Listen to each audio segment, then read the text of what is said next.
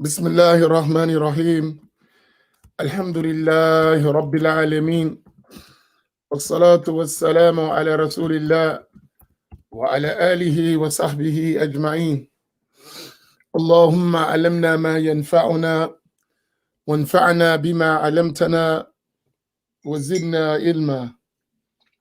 أسأل الله تبارك وتعالى أن يجعل نياتنا خالصة لوجه الكريم.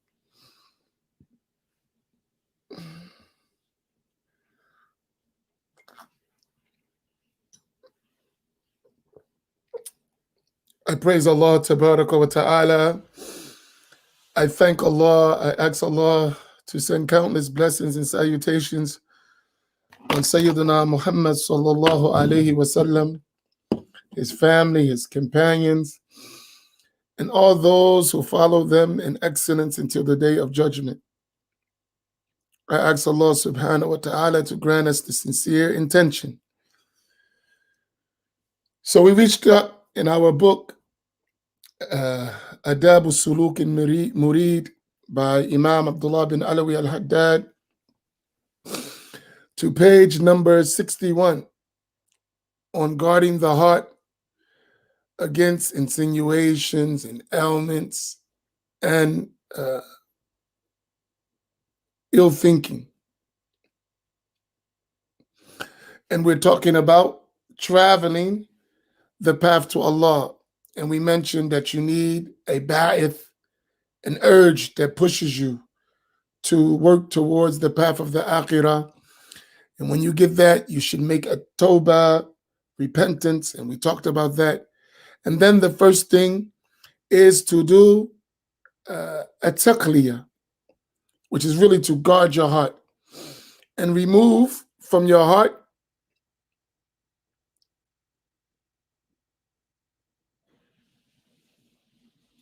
bad characteristics that are not sanctioned by the sacred law, that the Prophet ﷺ told us we need to remove them, right? I want to say something to us, because we speak to diverse crowds, right? On this platform, there's many different types of people, many people listening. I meet in my travels, all kinds of people say, I listened to you in the morning. I heard you, mashallah. So sometimes I talk and I may be addressing certain issues that don't apply to everyone. There's a rule that, we say, and I'm quite sure everyone must have heard it. I don't know if it's just in our culture, but they say if it don't apply, let it fly. If it doesn't apply, let it fly. Everyone heard that, right? I want to, if y'all can answer me. Has everyone heard that saying? If it doesn't apply, let it fly. Or if it don't apply, let it fly.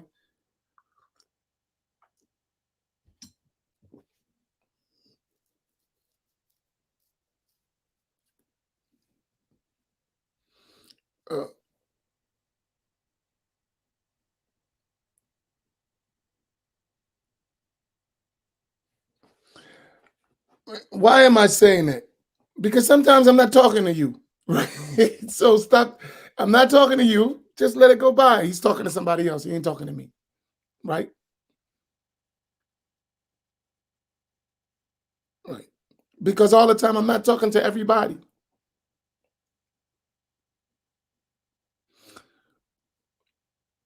Right? So sometimes I mess with one of our brothers all the time. He says to me, it's a black thing, you wouldn't understand it. I know you're probably getting a little tired of that. But some stuff is cultural. You're just not going to understand. You're not. What may seem easy in one culture is totally difficult. It's absolutely difficult in another culture. What seems normal to some people is strange to others. Like, this just makes sense. Yeah, to you, right? Not to him and not to those people. Don't make sense.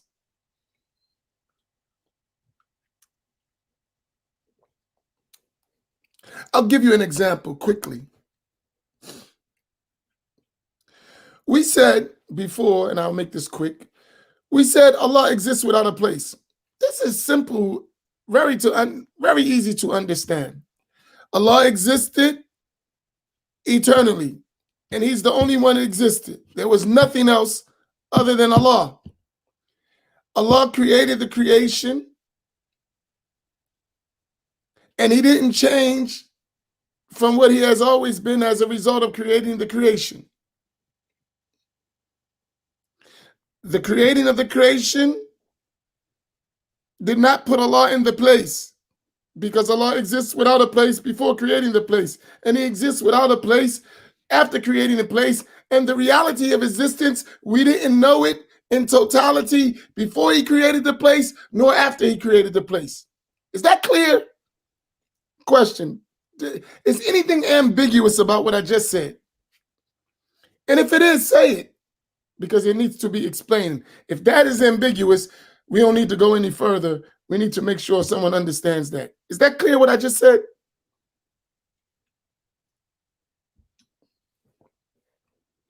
Khadija said no. Are you joking or are you serious?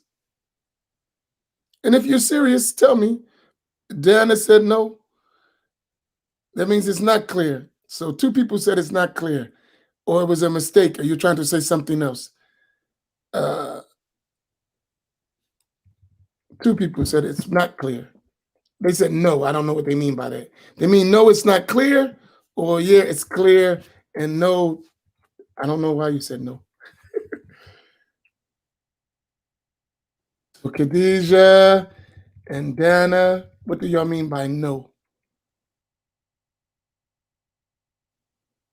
Oh, it's not ambiguous. Okay.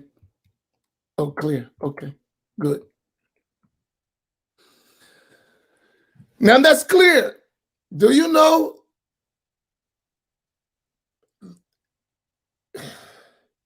I said be generous. Do you know that, and at least I'm being generous. I'm really underestimating the numbers from experience, but I'll be generous. Do you know 70% of the masjids and places of prayer in the United States of America, they don't believe that? They believe that Allah is in heaven, above the throne. Did you realize that? That's what's being taught in 75% of the masjids. What you say for that?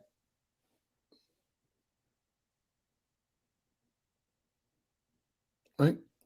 75% of the places you go, they will tell you that Allah is above the throne or in heaven, depending who's saying it. But there's all of them the invalid meanings. 75% of the masjid you walk in, if you ask, you listen long enough, you pay attention, because a lot of people, they go to Jummah and entertain themselves, they're not listening, right? Unfortunately, we should fix that. They're not even listening to what's being said. I've met many people who have invalid beliefs, and people been going to their Jumu'ah, listening to them for years and never realized it. He don't say that. Like, what was you listening to? Right? He don't say that. What were you listening to? He screams that.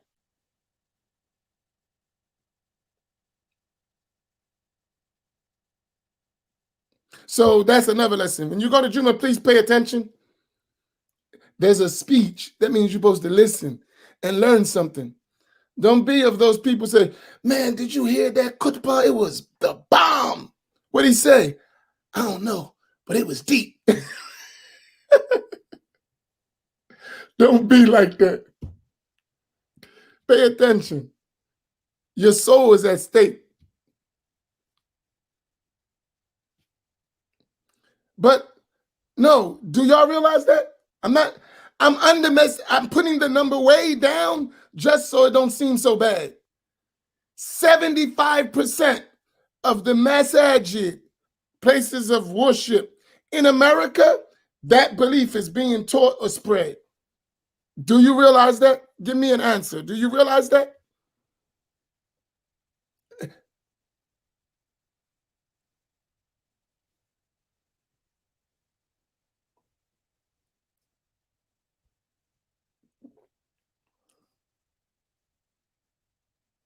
Do you realize that as an answer? Help me out. We're engaging quickly. Do you realize that?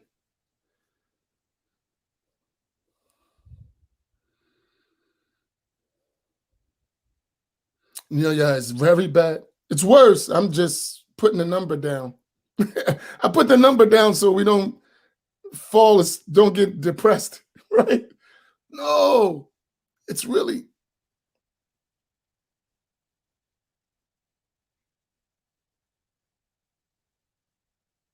this is the belief that's being spread. All right, let me help you to make it easy for you. Anywhere you got a so-called Salafi or Wahhabi, that's their belief. So that'll help you. Now figure how many places you got that's like that.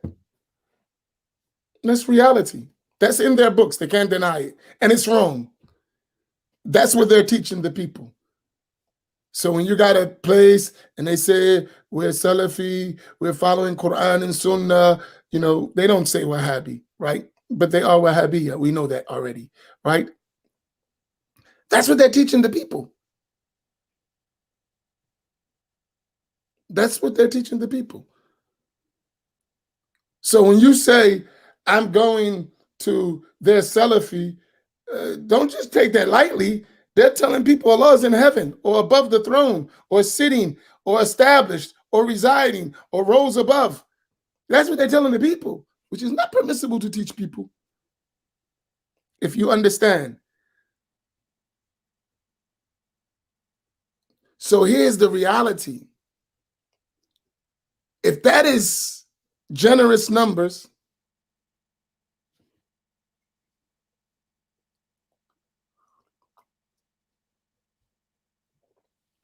how much work do we got to do? Look at those numbers. Look at those numbers. And I underestimated the numbers. I put them down. Years ago, I don't agree with that being done. I'm sorry. I'm going to the book, but I just want to highlight this point. Years ago, I think it was in the 90s. They had a commission on terrorism or some stuff. And the government, and I'm not saying I suggest what the guy done was the right thing to do, but he wasn't wrong in what he said, even though that wasn't the wisest thing to do, right? He stood up and he said that over 90% of the masjids and Islamic centers in America are ran by terrorists. What he meant by that, he meant the ideology that leads to terrorism.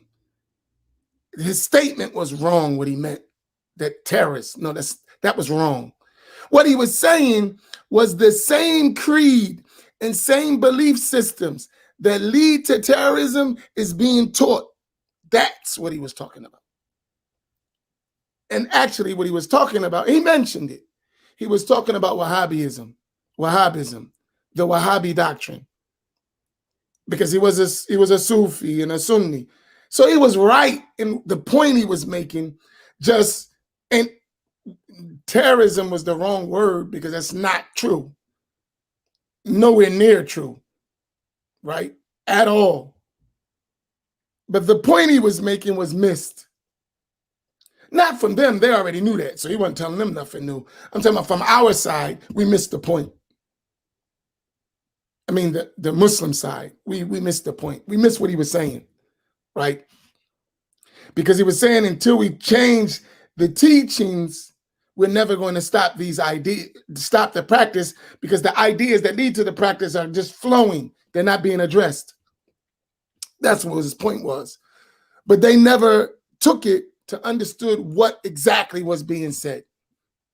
They just highlighted on, he said, we're all terrorists. He didn't say that. It's not what he was saying, right?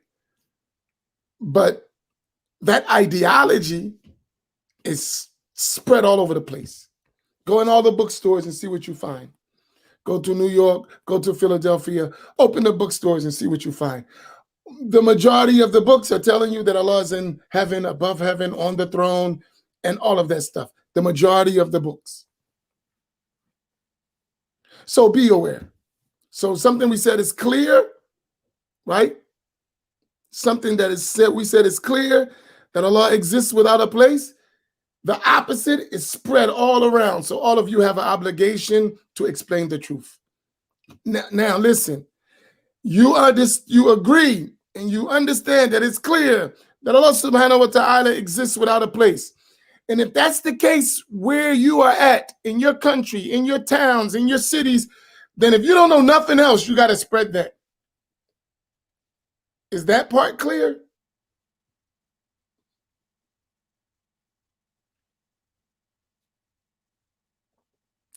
Now it's work time. Is that part clear?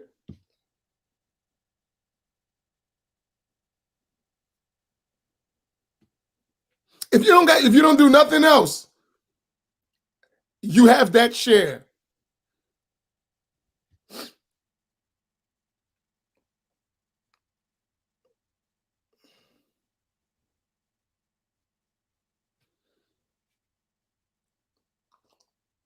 So you say, what can I do? Tell the people Allah exists without a place. And explain that to them. So at least that part they get right. That's a part.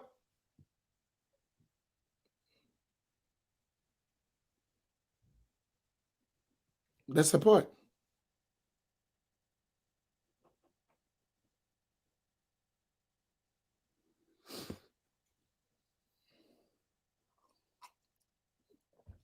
And we can spend all year in the next few years fixing that because so many people are told that. And if we learn that well, we can clear that up. And at least that's a start. That's a big start. All right, I'm really drifting now. So if I just highlight that point, that's sufficient. We did a part, right? If we can get everyone to have a correct belief about Allah subhanahu wa ta'ala, we did a great job. If that's all we do, and we didn't get much else accomplished besides that, if we accomplish that, we've done a great job. If we just do that, and all of us around the country just did that, around the country, throughout the world, we just did that, subhanAllah, that would be a great, great, great accomplishment. That's it. What do? We did that.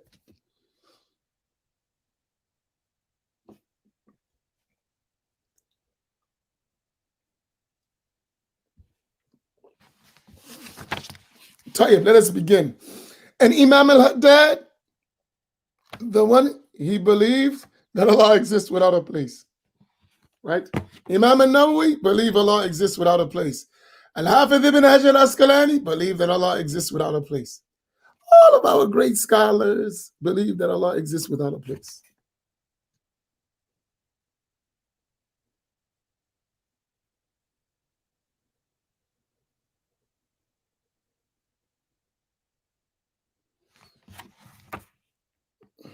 La hawla wa la quwwata billah.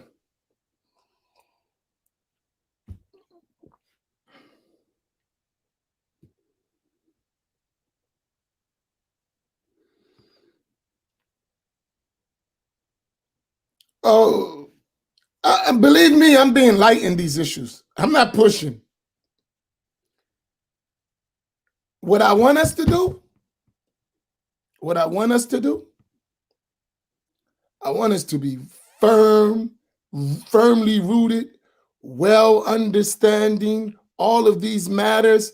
So when we talk, it has the force of thunder, but in stages, right? I don't want to overwhelm us. That's why I told you I need a year just to teach the basic belief. I need at least a year. Beyond the first year is just training you, preparing you to get your mind together. The second year is to start letting you understand. And then really after that, the third year is equipping you to go and really do the work. just in Aqidah. We don't got to talk about nothing else. Because there's levels. But we need to do other things, so we can't do all that. So we do parts by parts. But there's levels to this. To defeat and overcome what we're faced, you can't be ignorant. You have to know. And you have to be a little sharp. I know it would nice to just say Allah exists without a place. They're going to say, but Allah said, and the Prophet sallallahu alaihi wasallam said, and if you don't know how to answer, and you don't understand, you're going to have to become scholarly because of what you're faced with. At least in that area, you're going to have to know. You can't just be shooting from the hip. It's not going to work. Because they're training their people well to spread misguidance.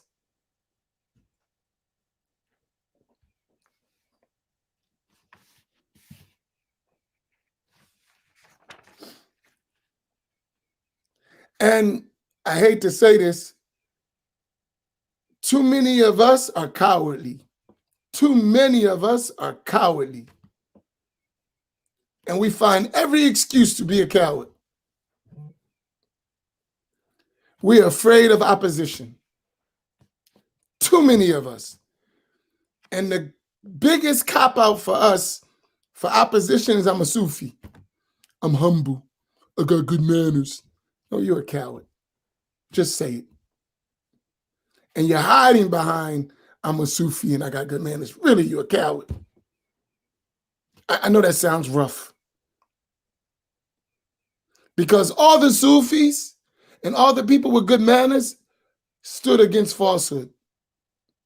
All the Sufis and all the people of good manners in the history of Islam stood against falsehood. Study all of the major Islamic movements that made real change. They were led by Sufis who had good manners. They were led by Sufis who had good manners. All of the major changes around the world and fighting against falsehood and warning against falsehood were led by Sufis with good manners. So how did you get Sufi good manners mean do nothing? How did you equate that? What Sufis you following with good manners?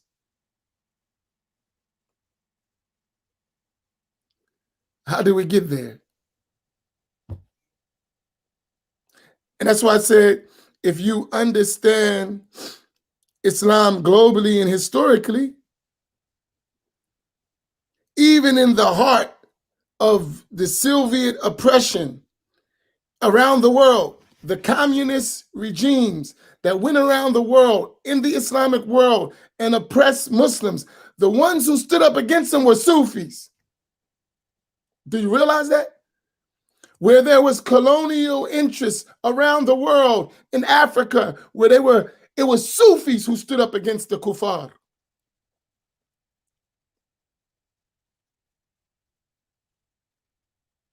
It were the Sufis.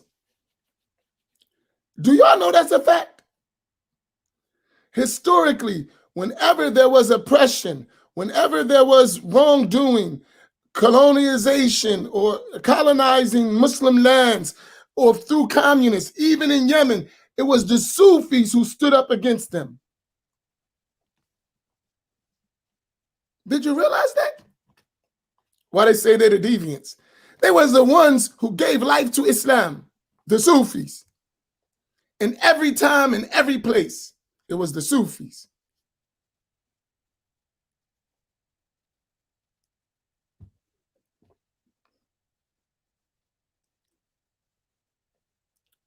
So that's not an excuse. I'm Sufi. Let me just go do my dhikr. Look, you have a job to do. The Sufis are the foremost in enjoining what is right and forbidding what is wrong.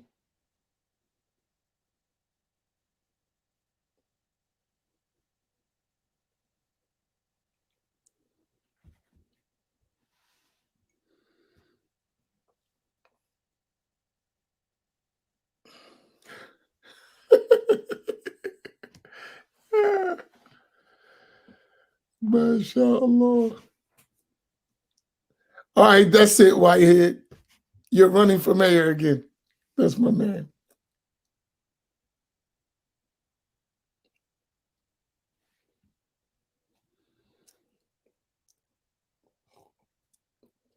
All right, let me come back to that. Habib, let me get back to you on that question so I don't go too long off. I'm already way past what I'm supposed to be doing.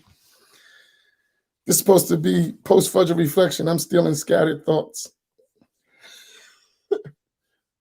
No, this stuff is important. Go ahead, let us begin, inshallah. Al-Fatiha to the soul of Sayyidina Imam Haddad. Al-Fatiha.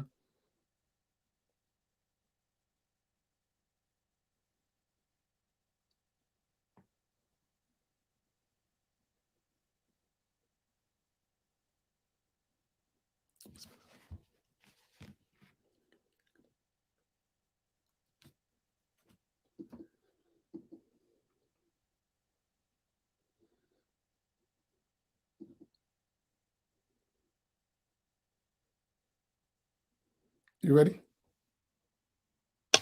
Bismillahirrahmanirrahim. Alhamdulillahi Rabbil Alameen. Wa salatu wa salamu ala Rasulillah. The author, may Allah Ta'ala have mercy on him, said, he should purify his heart, which is the place his Lord's gaze falls upon, from worldly desires, spite, rancor, deceitfulness, or thinking ill of any Muslim. Rather, he must provide good advice to them, being compassionate and merciful. He must think well of them all, desiring for them whatever good he desires for himself, and disliking for them whatever evil he dislikes for himself. So here, part of your thinking well of others, right,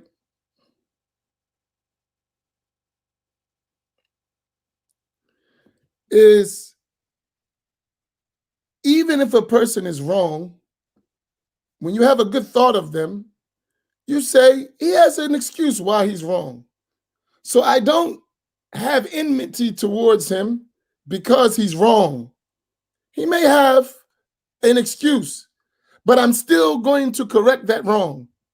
But I'm going to think good. He didn't understand. He didn't know. He wasn't told, right? You see someone committing a sin. I don't think you're a bad person. I'm going to tell you that that's wrong. But maybe there's reasons why you're doing that wrong. That's because you have a good opinion of people. And you should have a good opinion of people all the time. That doesn't mean that they're right. I'll give you an example. Since I got some political people here, my brother James Whitehead, I appreciate your company, my brother. There was a guy, he said about me, he said he don't like me. He's a Muslim. And during the political season, he was on the other side of the political spectrum. And he said, I don't like him. I said, it has nothing to do with you. I like you as a person. I think you're great. I think you're doing good things. I just think what you're doing, the way you're doing it is wrong. Not what you're doing, the way you do it. But he interpreted that to mean I don't like him. La, it's not that I don't like you. It has nothing to do with that, right? It's only the issue. So why am I mentioning that, right? He even went to say that I thought he's not a Muslim. I didn't say that, nor do I feel that way. I think you're wrong. That's it. Nothing more. Correct yourself and you be my buddy. That's it, right? That's the same way we treat every sin, even the kafir. Listen, you have the ability to be a righteous person or an unrighteous person. All of us have that ability, right? So when you're talking about the wrong thing, if you're unrighteous, that's what I'm standing against, those unrighteous deeds. If you change them, then that's it. There is no disdain, no anything, right? That's it. It's the issue, not the person. But as long as you carry the issue, then you're going to be warned against along with the issue because you're carrying the issue. Do you understand the point? It's not you yourself as an entity. It's what you carry. And because you carry it, you're going to be warned against with it because you're carrying it. But once you no longer possess that bad act, that bad deed, that bad belief, then there is nothing towards you but love. Why? Because now you're carrying truth and righteousness. And we love you for that. This was the way of the Prophet Muhammad sallallahu alaihi wasallam. For years, the Quraysh, and you need to get this, all of us need to understand this. This is so important. And it relates to having a good opinion of the creation, good opinion of people. Aisha Pram, Sheikh Aisha Pram, she said something to me one day. Well, I don't know if she was talking to me. Maybe she was. She said it in a group, I think. I don't remember. But I remember the statement. And we discussed it afterwards, so maybe that's why I keep remembering she was talking to me. It was so profound. She said, all of us are a combination of vice and virtue. Write this down. Somebody put it in there. Every single one of us, all of us are a combination of vice and virtue. What is important is that our virtue outweighs our vice, or our virtues outweigh our vices. That's the distinguishing feature. Man, that was so profound. I said, subhanAllah. Because even the good one, he starts to think he's so good. And sometimes the bad one can think, I'm also bad. La, the good one has bad things and the bad one has good things. And it's just which characteristics dominates the other that makes the person seem as a good person or a bad person. All of this is by the will of Allah, right? But that's real. So when you look at someone and you see vice, don't forget there is virtue there too. And when you look at someone that has virtue, realize there's also the possibility of vice. So you're not, you don't lose it. When you understand this, you'll never, ever be disappointed. You'll never lose hope. You'll never despair when it comes to people. You realize that everyone is vice and virtue. Everyone. Right? So even that great sheikh, when he run amok, you're not going to lose your faith. He was, how could a scholar do that? He's a combination of vice and virtue. His vice overcame his virtue. That's how he did that. And Allah didn't protect him. May Allah highlight his virtue and overcome his vice, and he be Shaykh al-Islam again. This is so strong. She said that, and I know that, but the way she put it, it just settled on me. I was like, man, that's deep. And that's why you should always have good thoughts of people and a good opinion. Right? Everyone. So when you have a bad opinion of people, this is a vice of the heart. It's destructive. Because if you have a bad opinion of people, you never give them the chance to exemplify their virtue because of your bad opinion. Virtue is present, but your bad opinion only sees vice. Do you follow?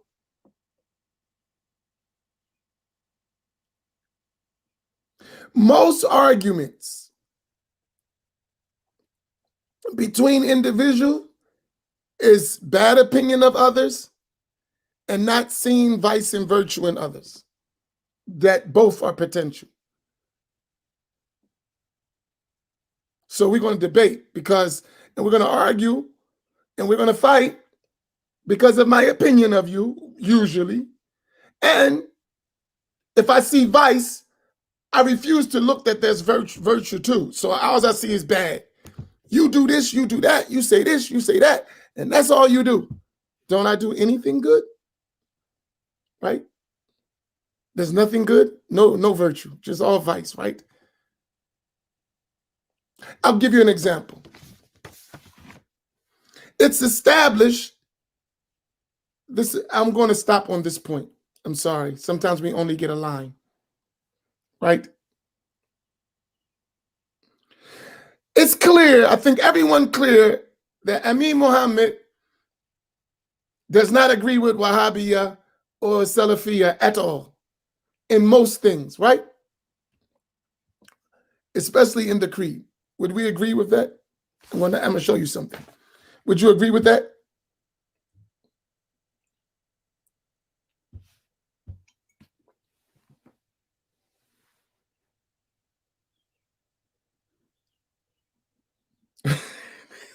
Yes, yes.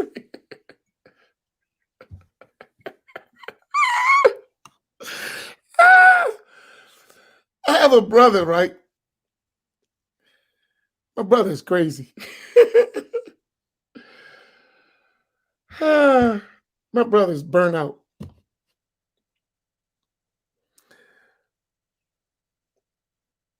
My brother loved me so much. He forgot about, I'm telling you how much my brother loved me.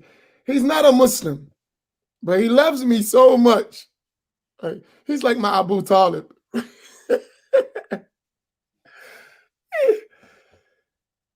He took Shahada with Sheikh Walid and he forgot all about it. Because he only took it to support me, right? He used to learn, he learned how to pray, he learned some Arabic, he forgot all that stuff. But he was just, I want to support my brother.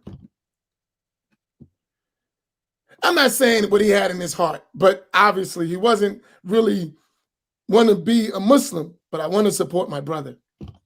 So, and I was a leader, so he's like, I just got to be with him.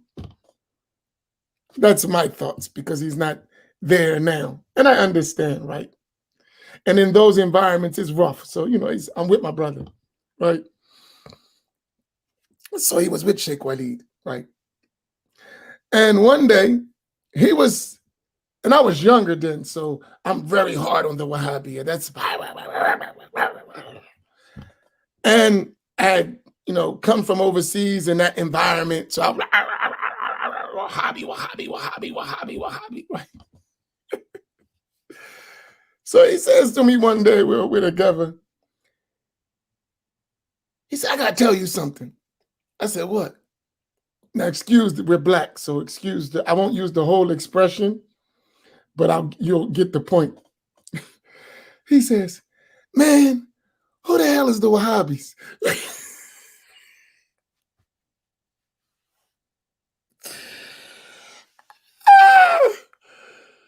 He says, I just want to know, because there were Wahhabi around us.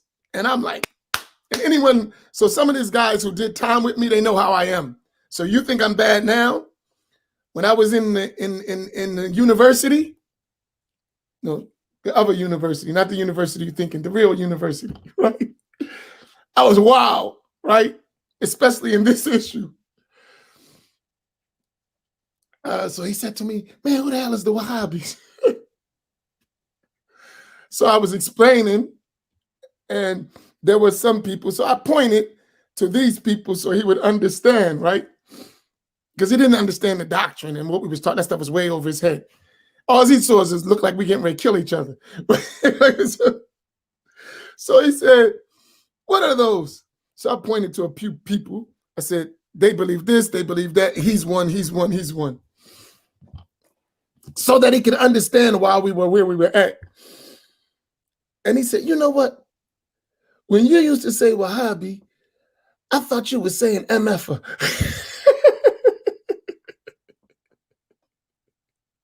Now that's bad, right?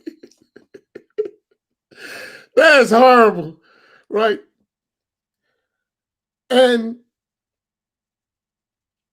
so that's the state, right? The guy burned the hell out. Oh man. That was bad, right? You can see how bad I had to be. Hey, Shabazz, did you ever think of me like that? King Shabazz, I know you used to have a problem with my roughness. Yo, why don't you calm down? Oh man. La ilaha illallah.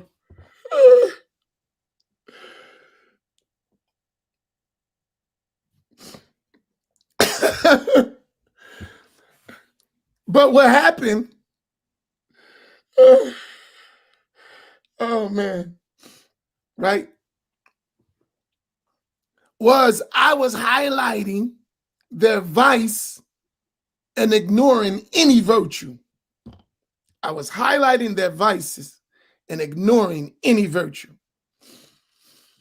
So later, I was learning with a sheikh, one of the students of one of the great hadith scholars of our time, Sheikh Abdullah al-Ghumari, rahimahullah ta'ala, Abdullah ibn Siddiq al-Ghumari, rahmatullah alayhi.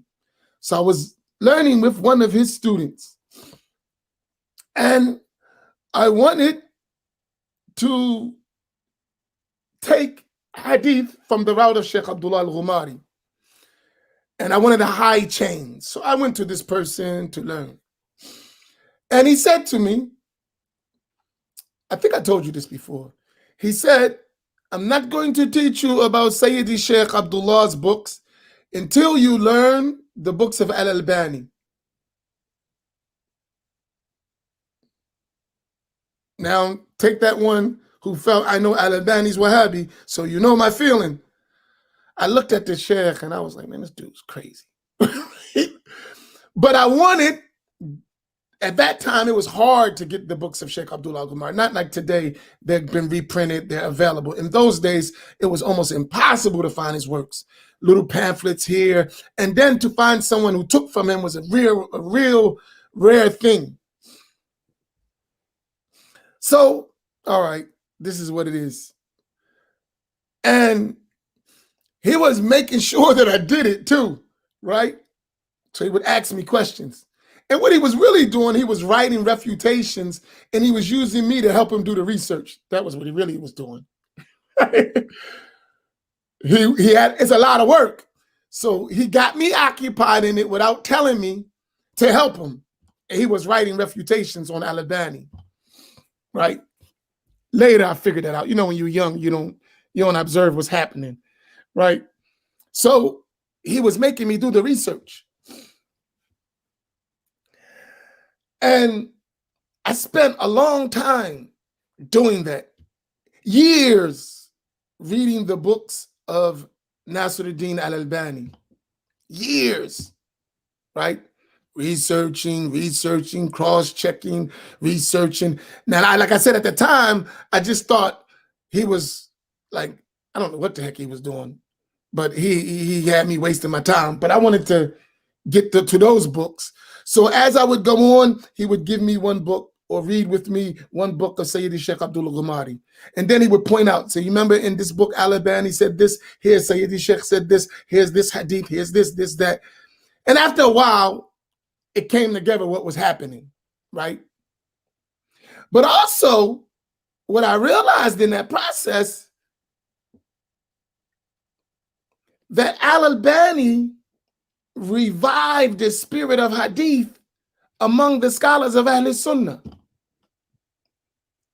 Had he not made all his mistakes, they would have let this science go to sleep. But because he did what he did, it pushed a movement of study of hadith that hadn't existed in almost 100 years. Subhanallah. Before him, it was almost dying. And his work pushed a lot of work in the field of hadith.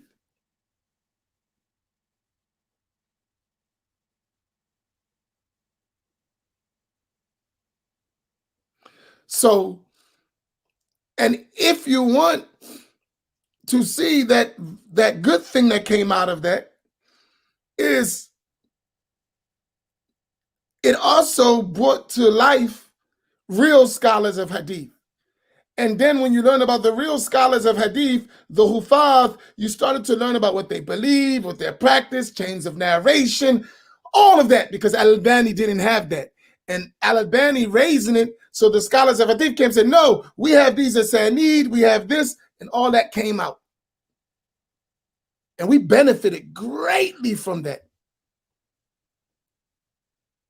So where there's vice, there's also virtue. Yeah, he's wrong and all that. But if it wasn't for him, we wouldn't even have this. It'd been gone. We wouldn't even have been occupied. We'd have just been following our madhahib, not going over the details and nothing. But because of that, a virtue rose out of it. Because of that, a virtue rose out of it. And I don't know that man's heart.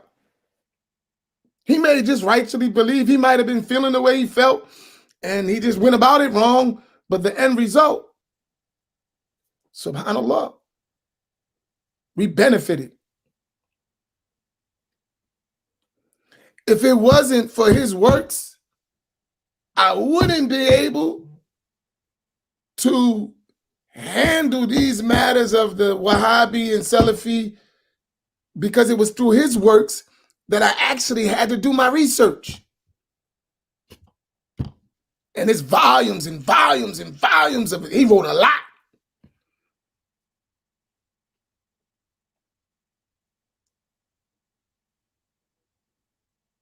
And because of that work, it exposed me to the hadith of the Prophet ﷺ in a way that I'd never been exposed before. I didn't even, maybe we would quote a hadith, but knowing hadith and knowing hadith sciences and knowing about narrators and all that stuff you hear me doing, talking about this, who related from this, who related from that, that stuff came from the research that we had to do in the works of Albany. You had, because when you're dealing with that type of science, you're dealing with a lot of names and a lot of people, right? So when he's quoting, you got to go investigate that stuff. You got to find out who this person was and who they took from. And he made a mistake here because this person didn't relate from this person. Even to the extent where you say, no, this is wrong because this person, if he relates from this person, is this case. If he relates from this person, is this case. To that level. He says, oh, this hadith is weak because of this person. Oh, really? But if you look in the chain, when he related from this person, he was at this age. And if he's related by this person and is supported by this person, this narration is authentic, not weak.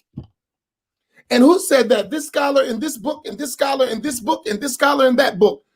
But the source of how we got to all that was through his work.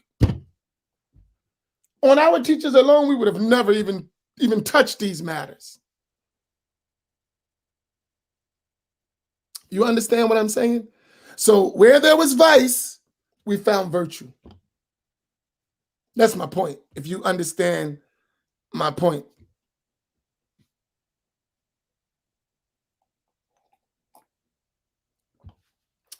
Then another thing,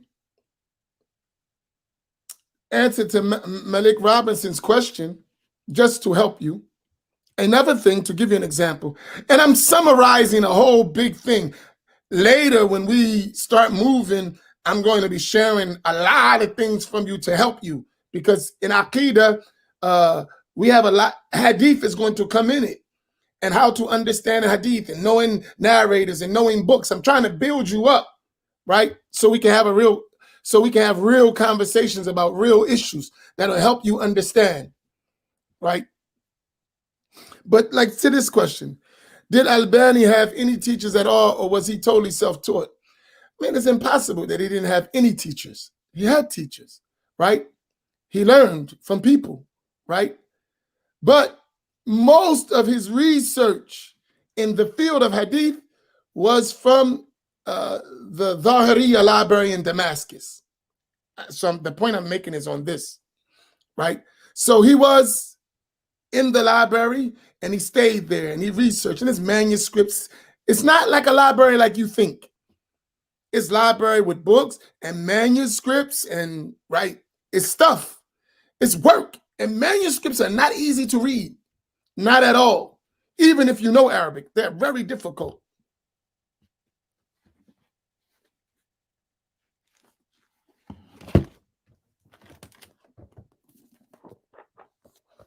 Manuscripts look like this.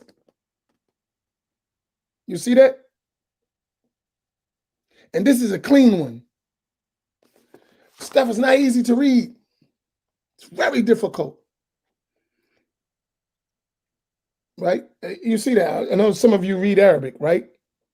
This is manuscript, handwritten stuff. It's not easy. This ain't a typewriter, right? So when you read and you got whole books like this, some handwriting, you might not understand what they're saying. You know what I mean? It's difficult. He was reading stuff like that, right? Sometimes manuscripts are not complete. A lot of stuff. So he did. So when you say it was self-taught, don't underestimate that, right? He was phenomenal. Trust me, right? Even he studied in the library. He didn't have continuous chains, but to do what he done is amazing, right? You cannot take that away. The guy was smart, right? He was very intelligent.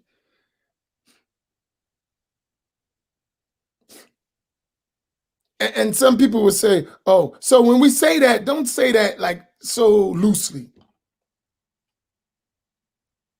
He was very smart and not no dummy at all, right?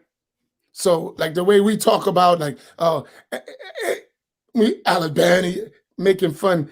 We're no Albany, nowhere close. We're not even 10% of an Albany. I wish we were. I ain't saying make his mistakes, but if we had his kind of effort, his kind of diligence, his kind of endeavoring, if we did that ourselves, it would be great. But we too lazy to get anywhere close to what he's talking about. So don't forget the virtue part. Man was a worker. He wasn't playing no games. He made too many mistakes, and he was way out his league.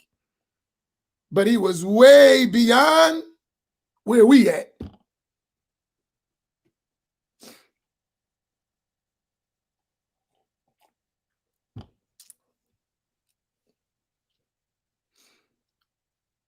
So what I'm saying, my point is vice virtue, right? Vice virtue, that's all. Same thing with Ibn Taymiyyah.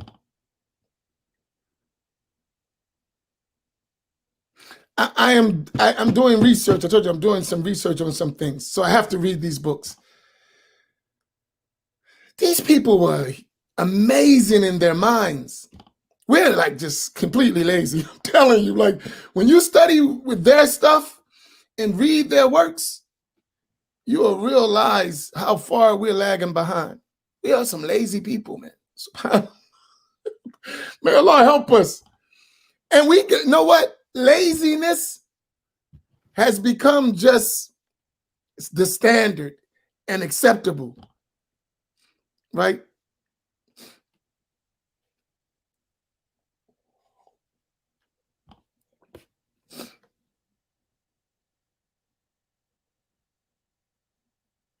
These people were not lazy people.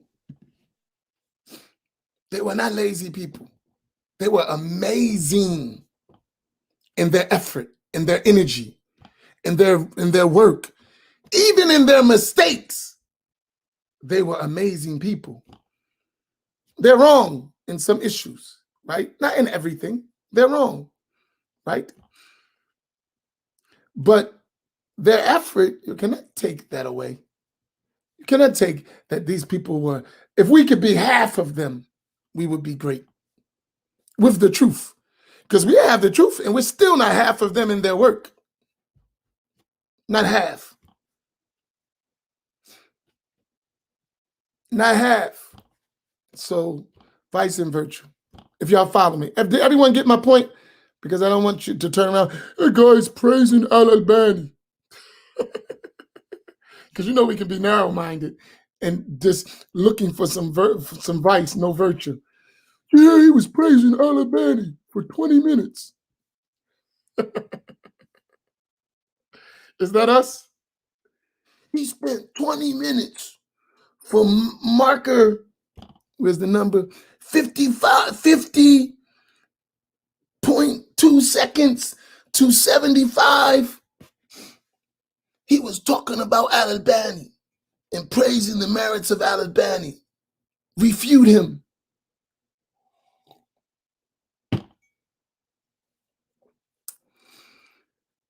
If you stop refuting and spend your time in a library like Albany, even in the right library, we get somewhere. Maybe we can avoid having more Albanys if you stop wasting your time refuting people and start researching and teaching. SubhanAllah. Y'all got my point? I think everyone said yes. That's it. And seriously,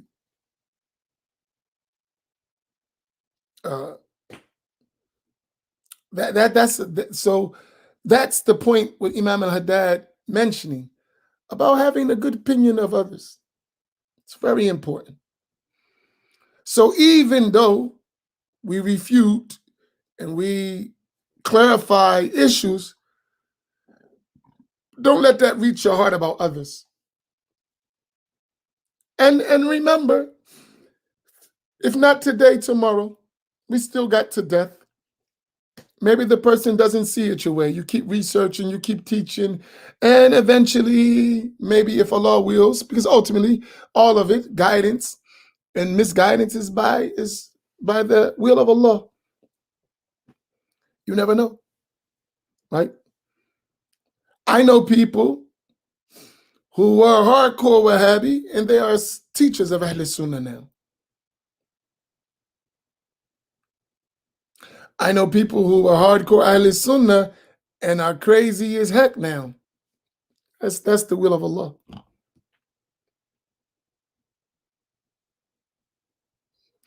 I know teachers we used to learn from, we used to benefit from their works, and now if we read their works, we got to be so careful because they lost it. I don't know what happened, will of Allah, but crazy.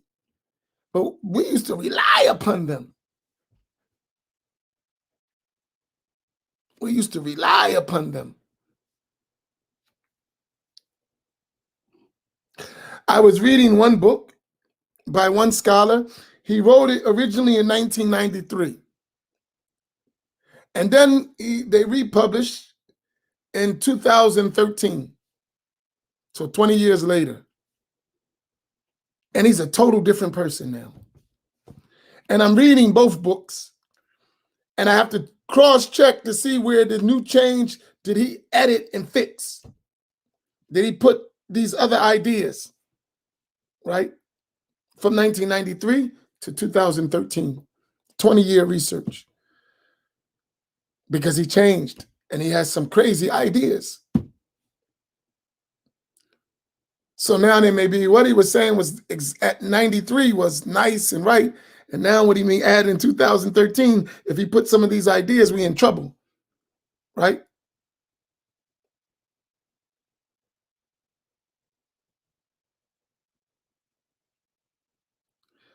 I was hardcore Wahhabi, even took Fawzan as a kunya.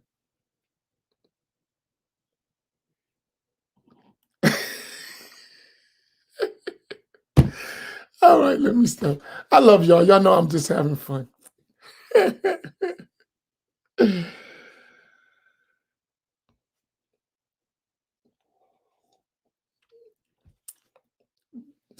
No, seriously, it happens, right? So give everybody vice virtue. So Imam Haddad have a good opinion. Sheikh Aisha Prime, vice virtue. And don't be like Imam Amin Muhammad. When you talk about Wahhabis, you talk about it so bad till it reaches the point people think you're cursing, right? Be balanced. We're trying to guide people.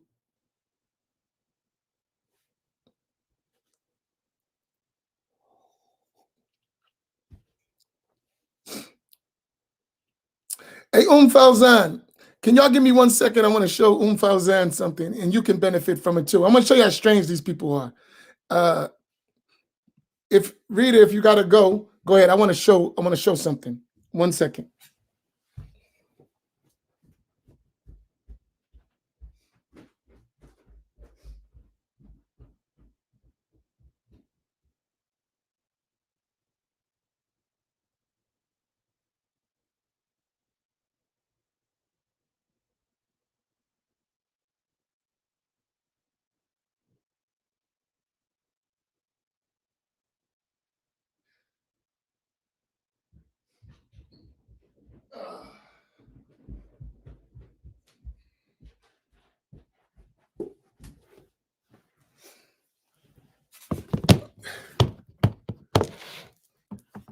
Let me find this real quick.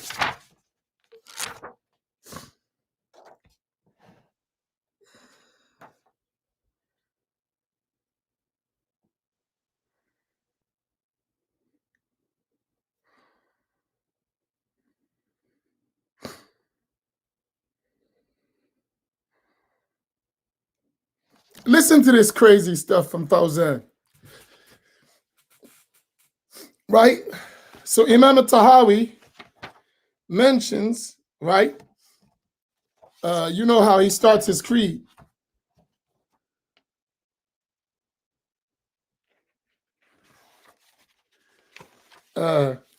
He said this is a mentioning of the creed of Ahl Sunnati wal Jama'ah according to the school of the jurists of the religion, Abu Hanifa, Nu'man ibn Thabit al-Kufi, Abu Yusuf, Yaqub ibn Ibrahim al-Ansari, and Abi Abdullah Muhammad ibn al-Hasan al-Shaybani, right? He mentions those, Imam Abu Hanifa and his students, right?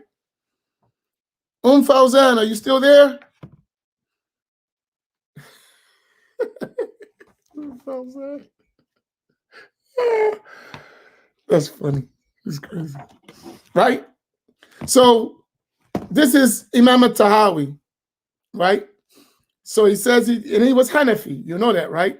He followed the school of Abu Hanifa. So he followed their methodology, right?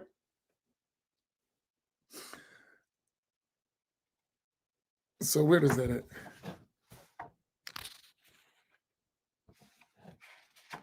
How did I lose the page?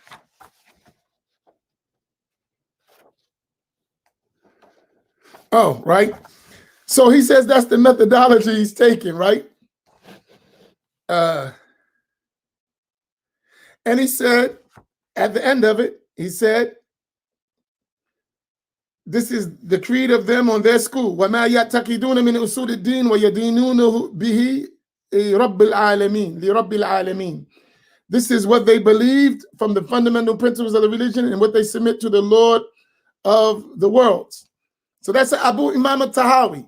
He's saying he followed the methodology of Imam Abu Hanifa and his two companions. He was Hanafi, he's a major scholar of the Hanafi school. That's Imam Tahawi. And here's your boy Fawzan, right? Right? This is his name. Salih Fawzan. This is his Ta'liqat Mukhtasara, right? His notes on a Tahawiyah, right? Fawzan. This is the book published by them. See that? Dr. Salih ibn Fawzan ibn Abdullah al-Fawzan, right? That's him, right? Dr. Salih ibn Fawzan ibn Abdullah al-Fawzan, right? That's him, right? She said that. I didn't say that.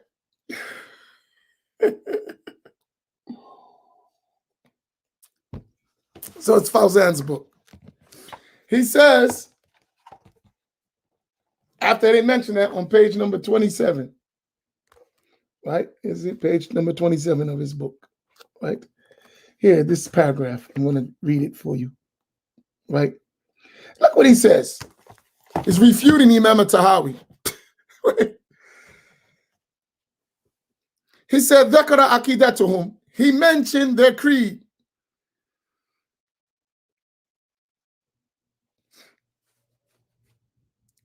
And that, to save, I'll go in English, right?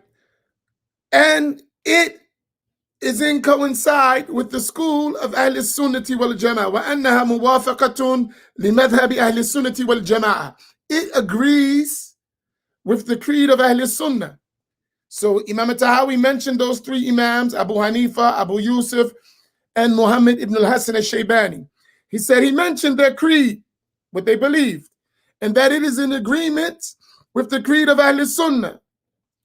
وفي هذا رد على المنتسبين إلى الحنفية في وقت الحاضر أو في العصور المتأخرة. He said, in this, I don't know how he got this, but this is Fawzan. In this statement is a refutation of those who attribute to themselves to the Hanafi school in the present time era and in previous eras. What? How did you get that? He mentioned their creed and that it agrees with the creed of Ahl Sunnah wal Jama'ah. And in this statement is a refutation of everyone who tributes themselves to the Hanafi school in the present time and in the previous times. وينتسبون إلى الحنفية ينتسبون إلى الحنفية ويخالفون أبا حنيفة في العقيدة. He said, they attribute themselves to the Hanafi school, al-Hanafiya meaning Madhab Abi Hanifa, the school of Abi Hanifa. They attribute to the school of Abu Hanifa, but they contradict Abu Hanifa in Aqidah.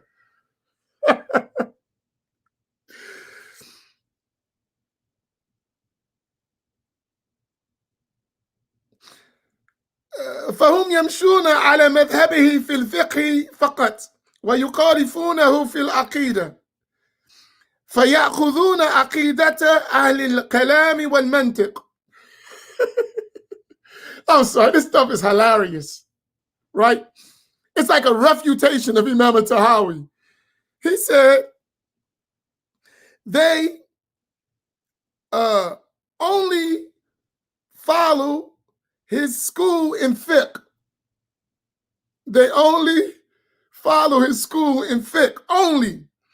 And they contradict him in Aqidah. They take the creed of the people of Kalam and logic. Now, At-Tahawi, remind you, came after them over 150 years later, right? You got to understand time. This stuff is hilarious. At-Tahawi relates directly with an unbroken chain of narration to Abu Hanifa. This wasn't like they never met. They never met. So there's a gap. They died, and the last of them around 182 AH. Abu Hanifa, Imam At-Tahawi died in 321 AH. So what's that, like 140 years later? 140 years later. So he didn't meet them. How did he get that knowledge? Through his chain of narrators, from sheikh to sheikh to sheikh, back to them. That's how he had that belief, right? That's how. So and wait a minute, At-Tahawi, he has Muqtasar At-Tahawi. Muqtasar fi fiqh al-Hanafi, in Hanafi fiqh. He has a Muqtasar, one of the most famous books in his time. At-Tahawi wrote it in fiqh. And all the Hanafis, they follow that same methodology. But he says, despite At-Tahawi coming over 100 years later, telling you this is their belief, he says, no. All of them, they only follow him in fiqh. In Aqidah, they all were mistaken. Imam Tahawi wasn't the only Hanafi. There were hundreds of thousands of Hanafis, thousands of scholars in the same time before him, during his time, and after. What are you talking about? Who relate with the same chains of narration, the same information as he did. Oh, they all related fiqh correctly, but they all misunderstood Aqidah. And they all agreed in fiqh and all agreed in Aqidah, which was different from his belief. Huh? Say that again. They accurately conveyed his fiqh. All of these scholars, for the first generation after them, the second generation, then to reach At-Tahawi, all the scholars in Iraq. And remember, At-Tahawi was in Egypt. Abu Hanifa then was in Iraq. There were scholars in Iraq who at the same time of At-Tahawi got an unbroken chain to Abu Hanifa and his companions. And in other places around the world, in Sham, in Mecca, in Medina, in Egypt, just like a Tahawi, and all over the place. And that's what the Tahawi said. This is what they agreed upon. And this guy comes and says, hey, yeah, they just followed him in fiqh. In Aqidah, they follow somebody else. This is the one, all of them have unbroken chains. This is the one don't even have one chain. Who came 1,300 years later.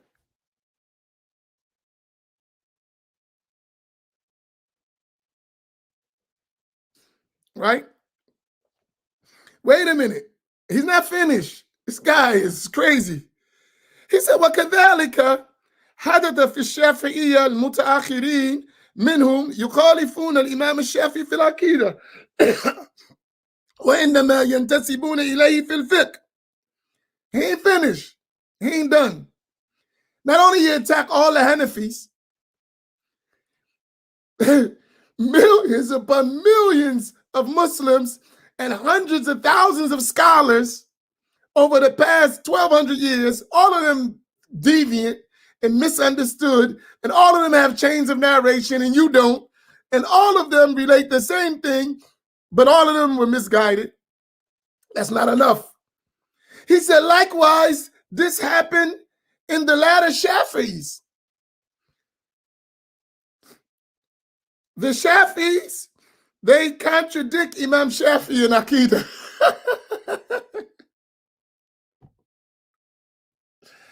This stuff is laughable. They contradict the Shafi'is. All of them contradict Imam al-Shafi'i in Aqidah. Right?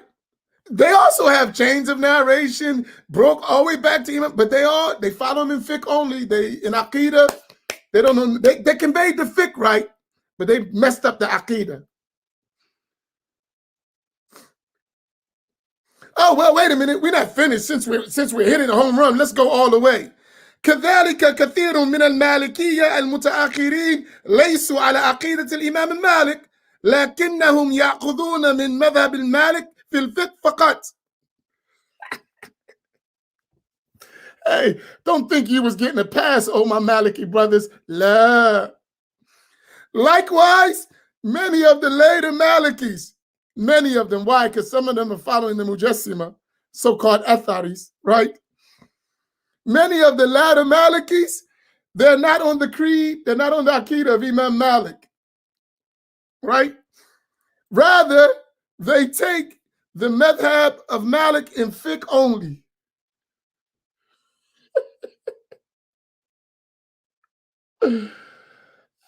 This stuff is hilarious. Oh my goodness.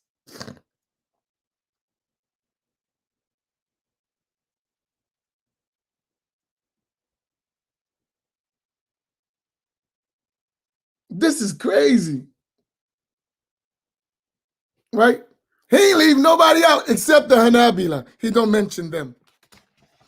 No, the Hanbalis, oh no, in Saudi Arabia, they were happy. They got the correct Aqidah. But everyone else who outnumbered them, who are the vast majority of the Muslim nation, all y'all are deviant in Aqidah. This stuff is hilarious. But guess what? Many of our people believe this nonsense. And that's the sad part. This is being spread in our Masjid, in our communities, this foolishness. It's being spread. Think about that, right? No one says, okay, Sheikh. That's why I said read their books. That's why my teachers made me research. I'm not quoting nobody else. This is Fawzan's words. He said every madhab, except those who follow him among the Hanabila, basically, are all deviant, misguided in creed. Millions and millions and millions of Muslims all of them misguided. That's him. I'm not quoting so-and-so on our so-and a brother. It ain't your cousin. This is Sheikh Fawzan, who you got black people walking around talking about. That's my kunya. No, I'm joking, Malika. That was a joke. Right? No, seriously. That's it. Here it is. Darul Asima. Where published. Al-Mamlaku Arabiya Saudiya. Riyadh. There it is. Amin Muhammad didn't publish this. He ain't make it up. It's your books. Right? To the point you even got copyrights. 2001. It's your book. Right? No way to say this is not it's Fawzan. Your book. That's what he put in it. On page 27.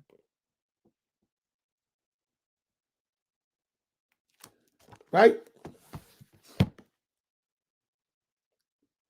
He said, all of y'all deviant. Y'all got the fiqh right.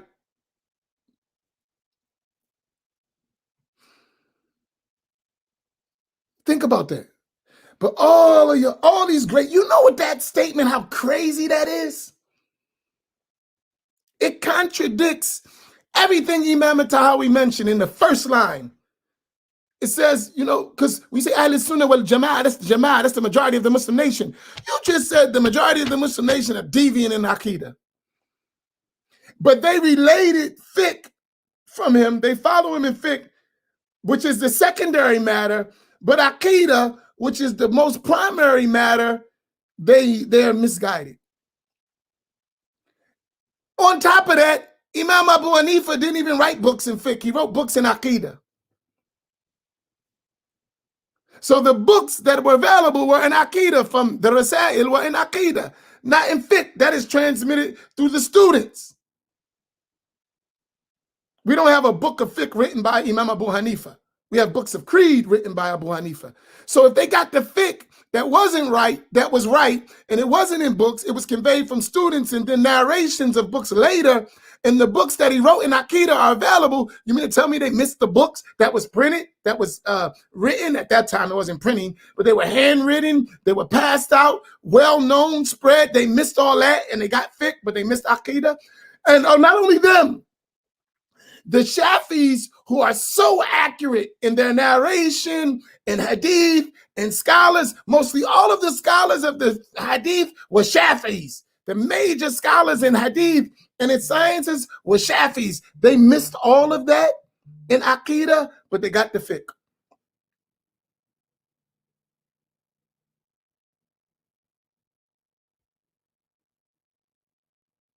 Okay, not only the Shafis, the Malikis, who are all Asharis, as Tajuddin as-Subki mentioned in his Tabaqat. All of the Malikis, with all of their chains of narration, thousands of years in Egypt, in Medina, all of them, they miss what Imam Malik believed. How crazy is that? I mean, think about that. That's insane. But that's what they're telling us. That's insane.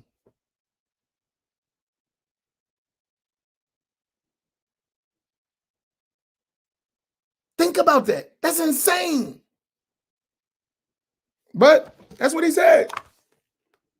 So you just getting into the creed of a Tahawi if you're learning from these Wahhabi people. And from the door, you're already told all the Muslims are astray. For the past 1,200 years, they were all confused.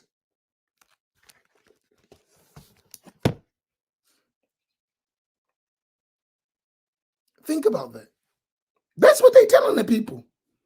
And 75% with a nice estimation of masjids. That's what they're telling us. And then you got some people tell Imam Amin, calm down. Huh? Did you read this stuff? Right? And here's the thing. This is to tell you, guy says, I'm going to go learn Arabic. What difference if you learn Arabic and you learn this nonsense? Now you just know how to say this nonsense in Arabic. This is nonsense. It doesn't even make sense at all. It doesn't make any sense. It is the height of foolishness. But he actually wrote that and said it. I ain't make it up. It's right there. Now go to your local masjid.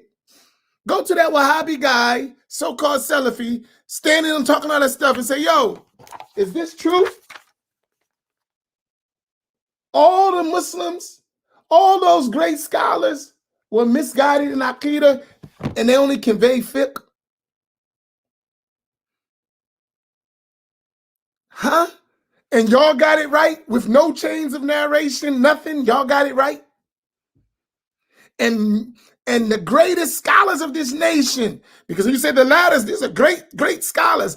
Azhar, all of the scholars of India, Pakistan, to Saudi Arabia, the muftis, everybody, the scholars of Sham, the scholars of Morocco, Mauritania, Algeria, all around the world were all misguided except you. Think about that. I mean, just come on, man. Really? You really want us to believe that? I mean, come on, bro. Like, serious? We ain't that stupid, are we?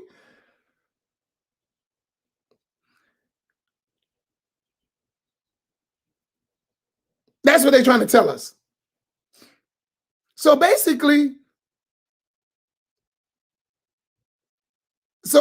what you're saying is throw all of our stuff away and just follow you. No need researching, no need, because they were all misguided anyway. What difference do it make? We don't need to listen to the scholars of Hadith. We don't need to listen. We just got to listen to you. That's it. Because they're misguided. If they can't be trusted to convey the most important aspect of the religion, which is agreed upon, which is Aqidah, everyone agrees to that. If they weren't trustworthy to convey that properly, why we need to listen to anything they got to say? Think about that. That's a huge statement. Hold on one second. I'm going to close out in a minute. Hold on one second.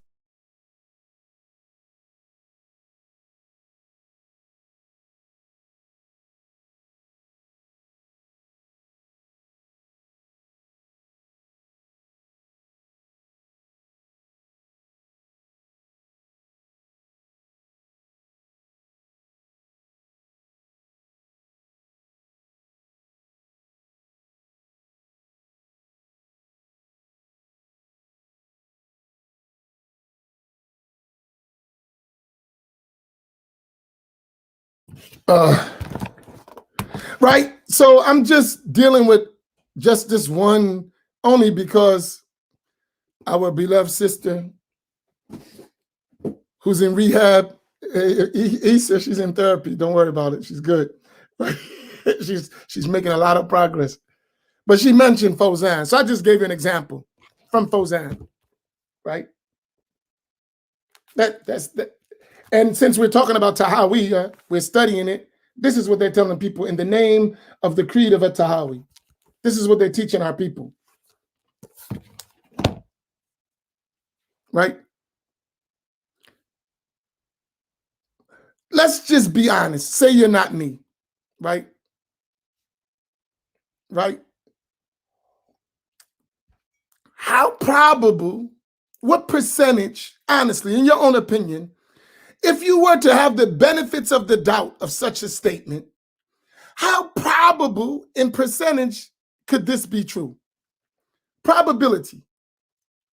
His statement, I just want to see the minds of our people.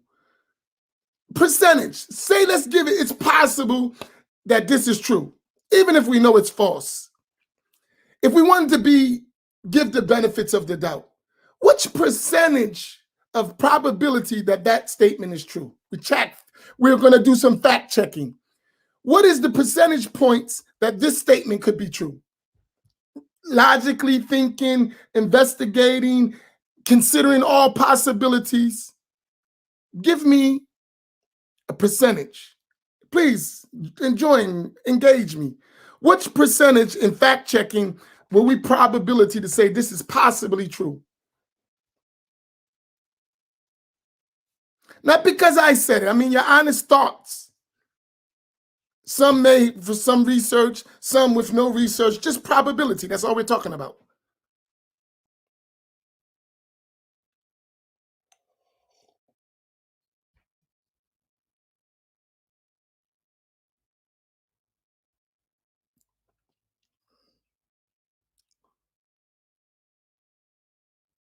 Okay.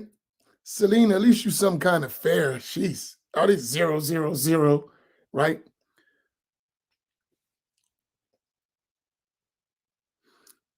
You know what would be a good homework assignment for us? Since we all got these low percentage points, bad opinion of Fauzan, right? No, would be good is for each of you here. I'm going to give you a homework assignment since y'all all got these bad opinions of Fauzan.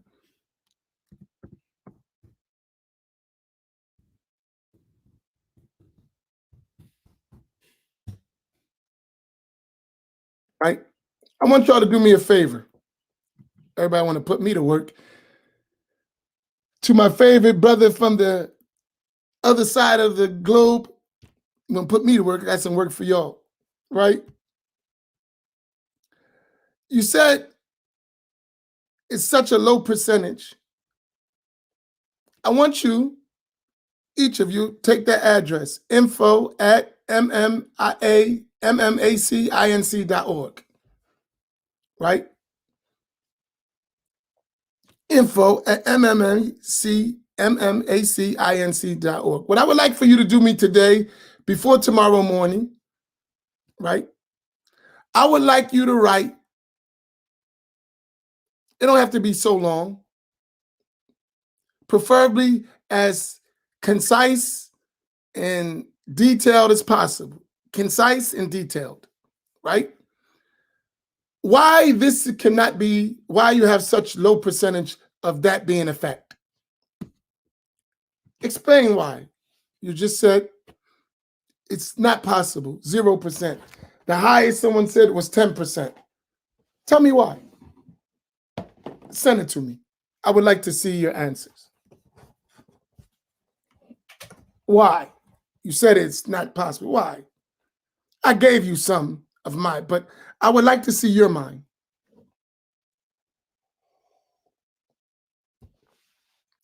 I'm not going to respond. I'm just going to read what you said. Right?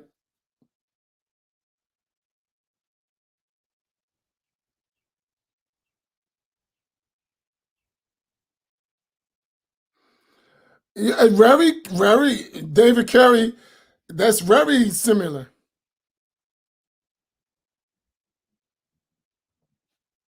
So the concise question is, Fauzan said, all of the Shafis, Hanafis, Shafis, Malikis, they all followed those imams in fiqh only, and they all contradict them in creed and aqidah. So Fauzan, he said, the Hanafis, the Shafis, the Malikis, all of them followed those imams in fiqh, but they contradict them in aqidah. The probability of that being true. That's what he said. I'm saying, what's the probability of that being true? And you said 0%, less than 10%. Why? Why that can't be true? Why does it logically or textually or whatever your evidence is that that's not true? Or it's not probable, right? It's not true. It's crazy. But why? Right?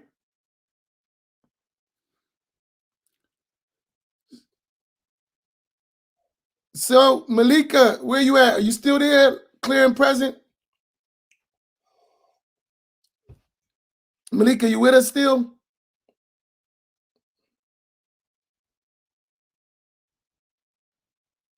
Is she still there?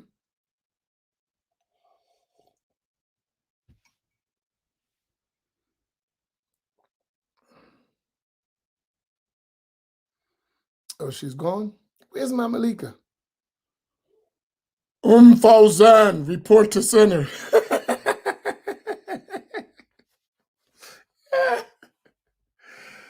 Oh my goodness.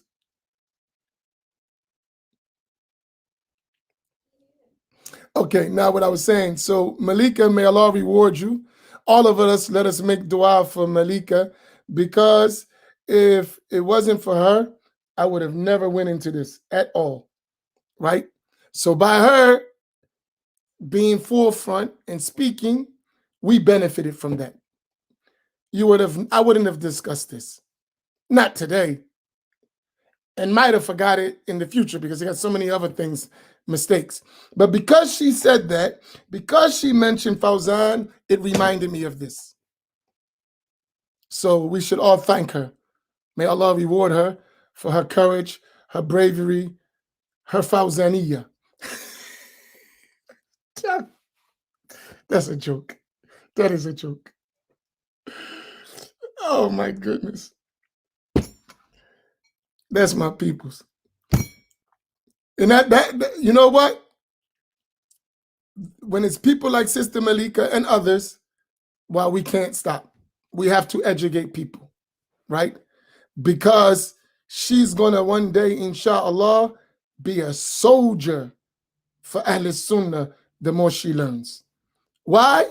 Because she experienced the other side and she knows it. So by knowing it, she knows exactly what I'm saying. She knows I'm not making it up, right? Because she knows it. She studied it. She was in it. She was involved. So now it's much easier for her to recognize things because she don't got to go through saying maybe she knows what they're saying. She knows their books. She knows their scholars. She knows about it. So when it's pointed out and it's shown and it's clear, it's easy for her to accept because she knows. That's real. So you need people like that. That's why Imam Ash'ari was so strong in refuting the Mu'tazila, because he used to be Mu'tazili. Right? So he knew their stuff. He knew all the errors. So it was easy for him to wipe them out because he knew it.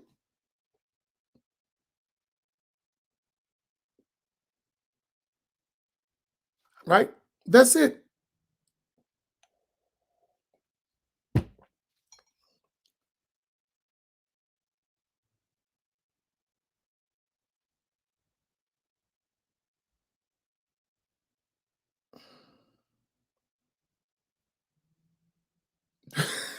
Y'all crazy. All right, there was a overtime, but I think we all benefited. We learned something. We all know that according to Fauzan, the whole ummah of Sayyidina Muhammad is misguided in Aqidah. And guess what? If that's his position, what is the position of the people who read his books? We all misguided. And if you go on, we're all mushrikun and we're all kuffar.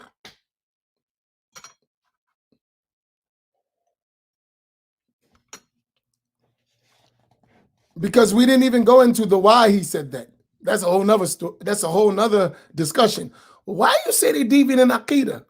When you get to that point, you say, whoa, right?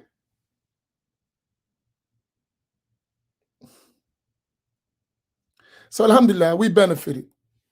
So we owe this all benefit to our sister Malika Muhammad. May Allah reward her. She added great benefit, and we really, really appreciate her. Farouk, you ain't do no homework. All that philosophizing you be doing, you should write a book. All right, inshallah, I'll see y'all. What's today? Maybe post-Fajr Reflections, if I can. If not, Sheikh Walid is at 8 o'clock tonight. And